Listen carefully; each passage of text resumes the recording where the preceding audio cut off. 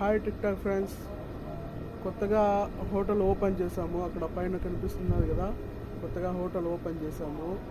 ఓకేనా. ఉదయం 6 నుండి మధ్యాహ్నము 12 వరకు ఇడ్లీ, దోశ, పూరి, వడ అన్నీ దొరుకుతాయి.